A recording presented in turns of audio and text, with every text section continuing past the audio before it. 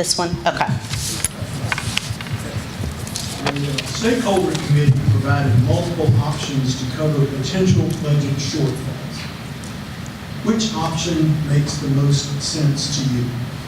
Well, there's really, you can't narrow it down to just one or two. There were probably over 30-something different recommendations that were made, and we broke it down based on the different focus groups as far as staffing, compensation. So you can't really narrow it down, but ultimately what we want to do is make the cuts as far away from the classroom as possible. So we want to maintain the academic excellence, but we also have to keep in mind what's fiscally responsible while we continue to operate at $1.04.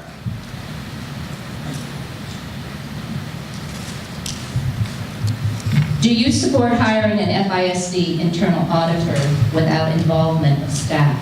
Why or why not? We actually just did a job posting for the internal auditor, so that will be a position that reports to staff.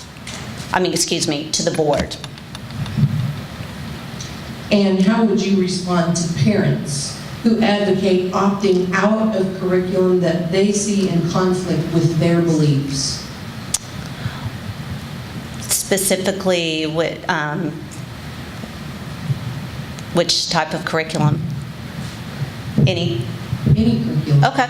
Well, it's absolutely a parent's right if there's a certain book that they're reading in class to go and speak with their teacher. So we give parents a lot of latitude, and they are more than welcome to have conversations with their teacher, with our staff, if they have questions or concerns in regards to what is being taught in their classroom or what's being taught at that grade level. What do you think, what do you think about the current non-teacher to teacher staffing ratio, and what ratio would you prefer? Well, it would be nice to say that we don't need auxiliary staff, but that absolutely is not the case. We need our nurses, we need bus drivers, we need custodian, we need support staff, and we also need the folks that help us in the day-to-day operation of our school. We are a service business, so I don't think anyone wants to go to a school where it's not clean, where we don't have a nurse, where we can't serve the food. So we have to make this operation work efficiently and effectively to best serve our students. Given the fact that the last high school cost $110 million and land availability is becoming more difficult to obtain, how would you propose the high school small school model be cost effectively maintained, knowing that Frisco could be over 400,000 residents? Well, we're working closely with the city and the demographers to do the best we can and plan forward. But as you said, Mr. Griffin, there's only so much land that's available for us to purchase for schools. So we will do our best based on the information that we have and the feedback from the community, continue with the small schools model, and we will continue to operate and build the schools as the students come, because we have to be able to have seats available for students. We're still growing. We're the fastest growing school district in the nation, and that really hasn't changed since I've been on the board. Will you commit to always having consistent voting times and locations throughout an FISD election?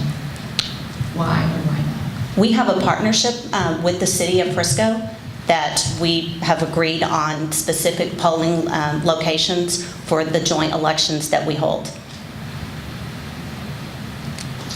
And what is your position on the whole child philosophy, and how do you ensure the district is not judging families or their private values? Actually, the Whole Child Initiative is a wonderful thing that fits right in with our mission to know every student by name and need, because our focus shouldn't just be on academics. It needs to be on their spiritual well-being, their emotional, their health. All of that is important if we want our students to be successful. Okay, we're going to do the lightning round. It's 2 seconds per question. You got one word answer, yes, no. Have you or someone on your behalf ever offered for someone's support or campaign contribution a board position or committee assignment? No. Would you vote for eliminating the Pledge of Allegiance from FISD schools? No. How many times have you voted no on an item Dr. Lyons requested? I'd have to go back and look at we have many, I voted on numerous agenda items, so I'm going to say probably over the years, since Dr. Lyons been on the board, maybe 4 times. It's difficult for me to go back because we take so many votes. Should financial data and assumptions from FISD staff or Dr. Lyons be questioned? I'm sorry, I didn't hear the question. Should financial data and assumptions from FISD staff or Dr. Lyons be questioned? Absolutely. We do talk to staff, yes. Do you support school choice and ESA? School choice in regards to the Senate Bill 3? Somewhere. I do not support Senate Bill 3. No. Should FISD pay hotel bills for board members' meetings in the DFW metro area? That depends on where the conference is. DFW area. In the DFW area. If it's in Fort Worth, then that would be a discussion that would depend on the timing of the conference. Should travel expenses for board members and staff be on the FISD website? I believe they are on the FISD website under financial transparency with our checkbook. Should FISD fund travel association fees for PACs that work against FISD taxpayer interest?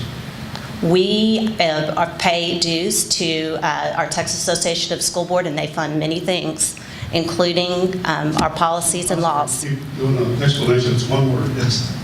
Should students be able to discuss religious topics among themselves? Okay.